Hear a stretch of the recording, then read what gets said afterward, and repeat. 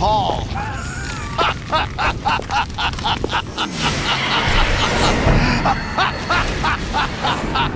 What are you laughing at? Do you know what day it is today? April 30th?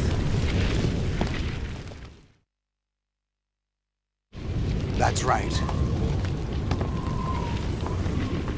George Washington took office as the first president of the United States of America 200 years ago today. And it happened right here. We were going to declare another independence, the dawn of a new nation, here. The end of the Patriots' secret rule, liberation of this country. This was where it was supposed to begin. This is where freedom could have been born.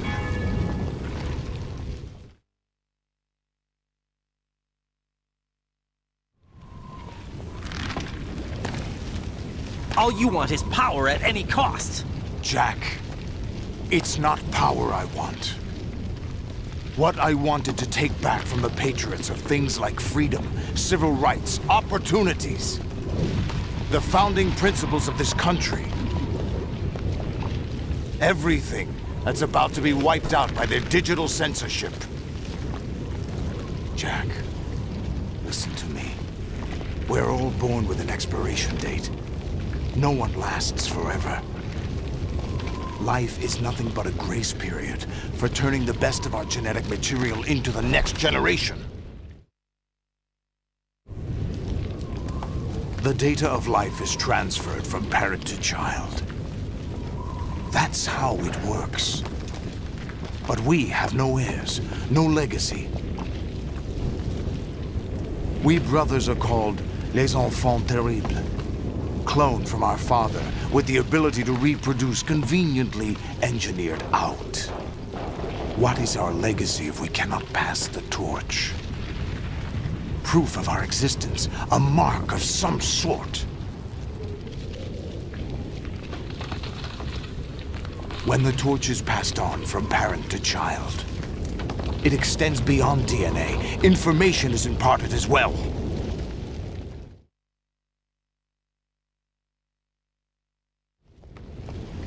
All I want is to be remembered by other people, by history.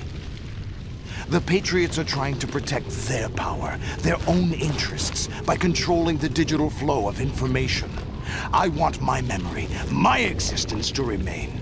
Unlike an intron of history, I will be remembered as an exon. That will be my legacy, my mark in history. But the Patriots would deny us even that. I will triumph over the Patriots and liberate us all, and we will become the Sons of Liberty!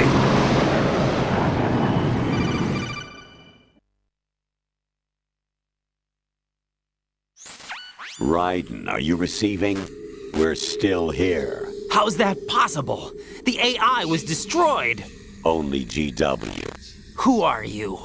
To begin with, we're not what you'd call human. Over the past 200 years, a kind of consciousness formed layer by layer in the crucible of the White House.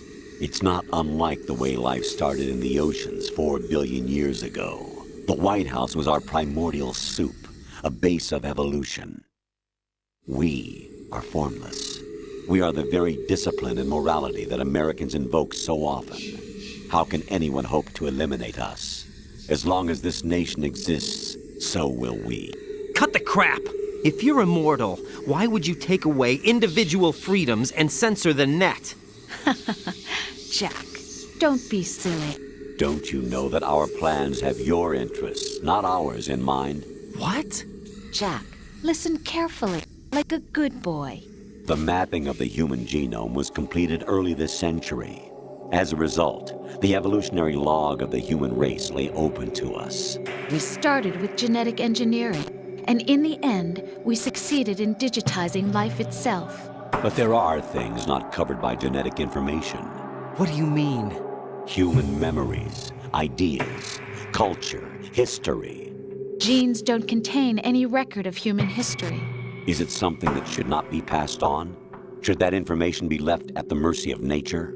We've always kept records of our lives, through words, pictures, symbols, from tablets to books. But not all the information was inherited by later generations. A small percentage of the whole was selected and processed, then passed on. Not unlike genes, really. That's what history is, Jack. But in the current digitized world, trivial information is accumulating every second, preserved in all its triteness, never fading, always accessible. Rumors about petty issues, misinterpretations, slander. All this junk data, preserved in an unfiltered state, growing at an alarming rate. It will only slow down social progress, reduce the rate of evolution. Raiden, you seem to think that our plan is one of censorship. Are you telling me it's not? You're being silly. What we propose to do is not to control content, but to create context. Create context? The digital society furthers human flaws and selectively rewards development of convenient half-truths. Just look at the strange juxtapositions of morality around you. Billions spent on new weapons in order to humanely murder other humans. Rights of criminals are given more respect than the privacy of their victims.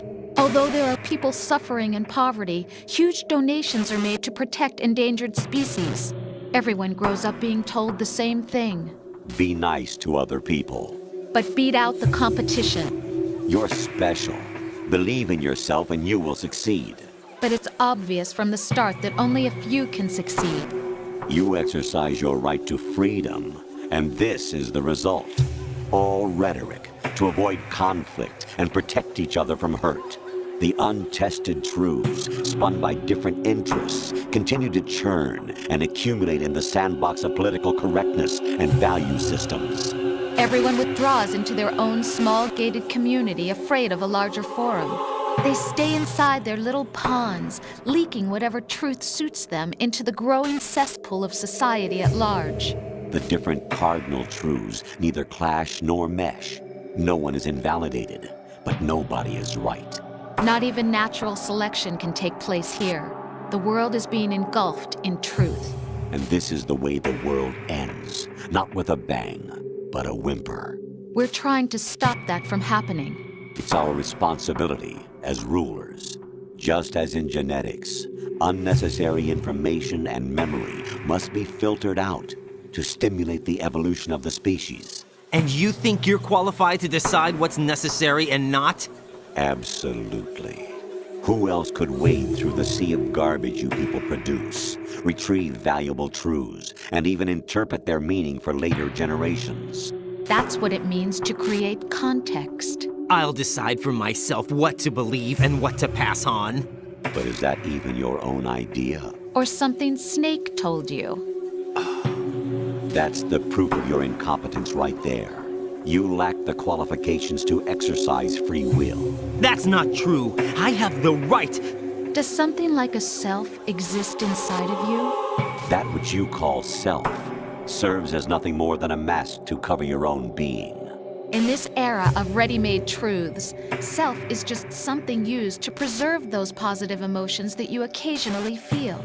Another possibility is that self is a concept you conveniently borrowed under the logic that would endow you with some sense of strength. That's crap! Is it? Would you prefer that someone else tell you? All right then. Explain it to him. Jack, you're simply the best, and you got there all by yourself. Oh, what happened? Do you feel lost? Why not try a bit of soul-searching? Don't think you'll find anything, though. Ironic that although self is something that you yourself fashioned, every time something goes wrong, you turn around and place the blame on something else. It's not my fault. It's not your fault. In denial, you simply resort to looking for another, more convenient truth in order to make yourself feel better. Leaving behind in an instant the so-called truth you once embraced. Should someone like that be able to decide what is truth? Should someone like you even have the right to decide? You've done nothing but abuse your freedom. You don't deserve to be free. We're not the ones smothering the world. You are. The individual is supposed to be weak, but far from powerless. A single person has the potential to ruin the world. And the age of digitized communication has given even more power to the individual. Too much power for an immature species. Building a legacy involves figuring out what is wanted and what needs to be done for that goal. All this you used to struggle with. Now we think for you. We are your guardians, after all. You want to control human thought? Human behavior? Of course. Anything can be quantified nowadays. That's what this exercise was designed to prove. You fell in love with me just as you were meant to, after all. Isn't that right, Jack? Ocelot was not told the whole truth, to say the least. We rule an entire nation. Of what interest would a single soldier, no matter how able, be to us? The S3 plan does not stand for solid snake simulation. What it does stand for is selection for societal sanity. The S3 is a system for controlling human will and consciousness. S3 is not you, a soldier trained in the image of Solid Snake. It is a method, a protocol that created a circumstance that made you what you are. So you see, we're the S3, not you.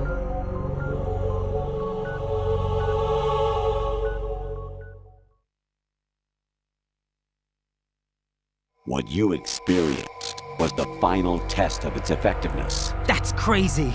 You heard what President Johnson said. The Arsenal's GW system is the key to their supremacy. The objective of this exercise was to establish such a method. We used Shadow Moses as a paradigm for the exercise. I wonder if you would have preferred a fantasy setting. We chose that backdrop because of its extreme circumstances. It was an optimal test for S3's crisis management capacity. If the model could trigger, control, and solve this, it would be ready for any contingency. And now, we have our proof.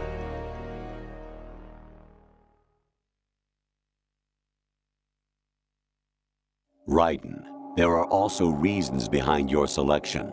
Solidus raised plenty of other child soldiers. Do you know why we chose you over them?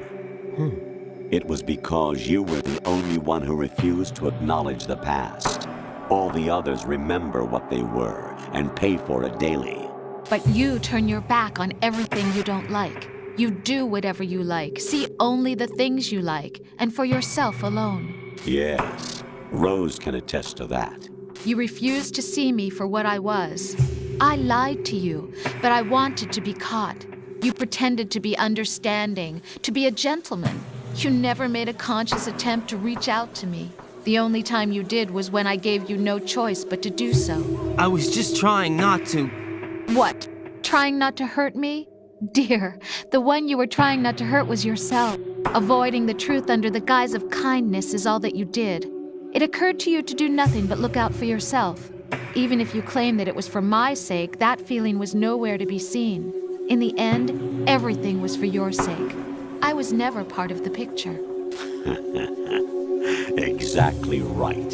So you see, you're a perfect representative of the masses we need to protect. This is why we chose you. You accepted the fiction we've provided, obeyed our orders, and did everything you were told to. The exercise is a resounding success. Didn't I tell you that GW was still incomplete?